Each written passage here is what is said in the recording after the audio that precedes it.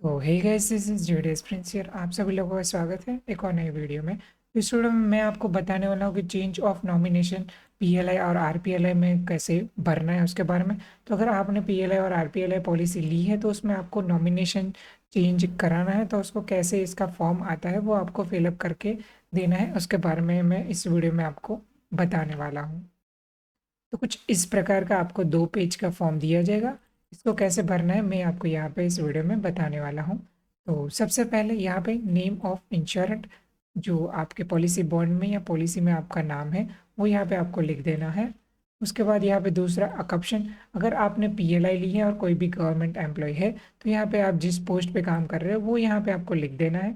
और अगर आपने आरपीएलआई ली है, रूरल पोस्टल लाइफ इंश्योरेंस, मतलब कि ग्रामीण लोगों के लिए अवेलेबल होती है वो, तो अगर आपको यहाँ पे एग्रीकल्चर लिख देना है या आपका कोई और ऑप्शन है तो वो भी आप यहाँ पे लिख सकते हो, और आरपीएल है तो ब्लैंक भी छोड़ सकते हो, कोई भी दिक्कत बात नहीं है। उसके बाद यहाँ पे कम्युनिकेशन एड्रेस, तो यहाँ पे आप फिलहाल जहाँ पे जिस एड्रेस पे रह रहे हो वो एड्रेस यहाँ पे आपको लिख देना है। क्यों? क्योंकि आपका नॉमिनेशन चेंज का लेटर इश्यू होता है वो आपको इसी एड्रेस पे पोस्ट किया जाएगा, तो यहाँ पे आप जो है वो सही लगोगे तो अच्छी बात है। तो वो यहाँ पे आपको एड्रेस लिख देना है पिन कोड के साथ। उसके बाद यहाँ पे आपको पर्टिकुलर ऑफ पॉलिसी, यहाँ पे आपको पॉलिसी की इंफॉर्मेशन लिखनी आएगी। तो सबसे पहला पॉलिसी नंबर, आपके पॉलिसी में पॉलिसी नंबर लिखेगा, तो ये मोस्टली सारी की सारी इंफॉर्मेशन आपके पॉलिसी में मिल जाएगी। तो आपको यहाँ पे पॉलिसी नंबर लिख देना है। टाइप मतलब कि इसमें ये जो भी आपका पॉलिसी का टाइप होगा, ये WLA, वो यहाँ पे आपको लिख देना है। उसके बाद सम एश्योर्ड, कितने अमाउंट की यानी कि कितने लाख की पॉलिसी आपने ली है, 10,000, 20,000, 30,000, 50,000, 1 लाख, 2 लाख, 5 लाख, 10 लाख, 20 लाख, तो वो यहाँ पे आपको लिख देना है। उसके बाद डेट ऑफ एक्सेप्टेंस, जिस दिन आपकी पॉलिसी इश्यू हुई है वो डेट ऑफ एक्सेप्टेंस यहाँ पे आपको लिखनी है, जो आपको पॉलिसी में मिल जाएगी। प्रीमियम सीजिंग एज, तो आपने कितने साल की पॉलिसी ली है वो यहाँ पे आपको लिख देनी है। मोस्टली लोगों को खास करके ये पता नहीं होती है तो ये ब्लैंक छोड़ दे दो तो भी कोई दिक्कत वाली बात नहीं है। तो 5 में state particulars of the nominee not more than 3 nominee, तो यहाँ पे आप 3 नॉमिनी ही रख सकते हो, उसके ज़्यादा नहीं रख सकते हो। तो सबसे पहले सोल फर्स्ट नॉमिनी डिटेल्स, तो यहाँ पे फर्स्ट नॉमिनी जिनको रखना चाहते हो उनका यहाँ पे नाम आपको लिख देना है। उसके बाद रिलेशनशिप, आपका और उस नॉमिनी का क्या रिलेशन है वो यहाँ पे आपको लिख देना है। सन, डॉटर, न्यूफ्यू, यह जो भी आपका आता है वो यहाँ पे आपको लिख देना है। उसके बाद शेयर परसेंटेज एज, उसके बाद यहाँ पे क्या आएगा, शेयर परसेंटेज, तो यहाँ पे आप कितना जो अपना शेयर है 100% में से उस नॉमिनी को शेयर करना चाहते हो वो यहाँ पे आपको लिख देना है। एक ही नॉमिनी रखना चाहते हो तो यहाँ पे 100% लिख देना है। 2 नॉमिनी रखना चाहते हो तो 50-50% करके आपको डिवाइड करके लिखना होता है यहाँ पे। तो एक को 50% और दूसरे को यहाँ पे 50%, ऐसे आपको लिख देना है यहाँ पे। और अगर 3 रखना चाहते हो तो आपका 33% समथिंग आपका डिविडेशन आएगा। उसके बाद यहाँ पे उस नॉमिनी का जेंडर मेल है या फीमेल है वो। उसके बाद डेट ऑफ बर्थ, उस नॉमिनी का डेट ऑफ बर्थ यहाँ पे लिखना है, और उसका क्या एज है वो भी यहाँ पे आपको लिख देना है। उसके बाद यहाँ पे सेकंड में भी सेम जो डिटेल्स है वो यहाँ पे आपको लिख देनी है।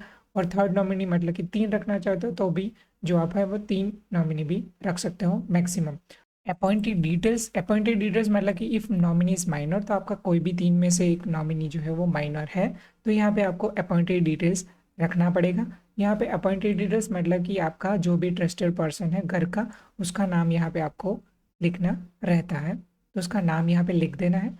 उसका रिलेशन क्या है वो भी यहाँ पे आपको लिख देना है। उसके बाद मेल और फीमेल, और उसके बाद उनका डेट ऑफ बर्थ एंड उनकी एज यहाँ पे आपको लिख के उनका एड्रेस फिल कर देना है। तो यही इन्फॉर्मेशन आपको अपॉइंटेड की देनी रहती है, और उसके साथ साथ मोबाइल नंबर भी देना होता है। ईमेल आईडी नहीं लिखोगे तो भी कोई दिक्कत वाली बात नहीं है तो लिख देना है। तो ये इन्फॉर्मेशन जो है वो अपॉइंटेड डिटेल्स में आपको लिखनी रहती है। उसके बाद जो ये फॉर्म आप जिस दिन सबमिट करते हो उसका डेट, यहाँ पे आपका यहाँ पे सिग्नेचर आएगा, जिनके नाम पे आप पॉलिसी ली है उनका सिग्नेचर आएगा। उसके बाद उनका नेम और फ़ोन नंबर आपको लिख देना है। ऑफिस नंबर, रेजिडेंस और मोबाइल नंबर नहीं लिखोगे तो भी कोई दिक्कत वाली बात नहीं है।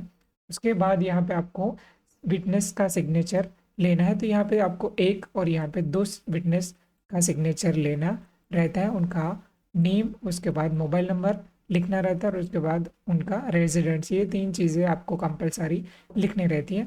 और दोनों विटनेस जो है वो अलग अलग रहने चाहिए, और इनका में जो है वो आप कोई भी विटनेस का सिग्नेचर ले सकते हो, कोई भी दिक्कत वाली बात नहीं है।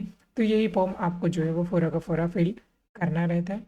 जैसे ही पूरा फॉर्म भर के आपको देना है, इसके साथ साथ आपकी पॉलिसी है तो आपका आधार कार्ड की जेरोक्स सेल्फ अटेस्टेड करके, और नॉमिनीज़ के दो कोई भी जेरोक्स देनी रहती है, उसमें एक आधार कार्ड रहता है उनका सेल्फ अटेस्टेड करके, और साथ साथ उनका पैन कार्ड चलेगा, या तो फिर स्कूल लिविंग सर्टी, या तो फिर डेट ऑफ बर्थ सर्टिफिकेट है वो, इन तीनों में से कोई भी आप अटैच कर सकते हो सेल्फ अटेस्टेड करके। जितने भी नॉमिनी हैं उनका ये दो पुरावा उनको जेरोक्स के साथ अटैच करके देना है। तो यही सारे से सारे डॉक्यूमेंट्स आपको इसके साथ देने हैं। ये आप सबमिट कराओगे, उसके बाद आपका जो प्रोसेस होगा, उसके बाद आपका जो घर पे आपका एड्रेस पे आ जाएगा चेंज होके नॉमिनेशन। सो अगर वीडियो अच्छा लगा हो तो लाइक कर दो। Thank you so much for watching, and हमारे चैनल को सब्सक्राइब भी कर दो, और हमारे टेलीग्राम चैनल भी आप ज्वाइन कर सकते हो जीडीएस के लेटेस्ट इन्फॉर्मेशन के लिए। और इसके साथ साथ आपको यहाँ पे फॉर्म कैसे भरे इसका प्लेलिस्ट आपको मिल जाएगा। तो कोई भी फॉर्म आपको फिल करना है तो यहाँ पे आप इस प्लेलिस्ट पे जाके आप देख सकते हो कि कैसे उस फॉर्म को फिल किया जाता है। जीडीएस के रिलेटेड सारे के सारे फॉर्म्स जो है मैं अपलोड करने वाला हूँ, कुछ अपलोड कर लिए, 7 वीडियोस यहाँ पे देख सकते हो। So thank you so much for watching, मिलते हैं अपनी अगली video. Till then goodbye, have fun, peace out.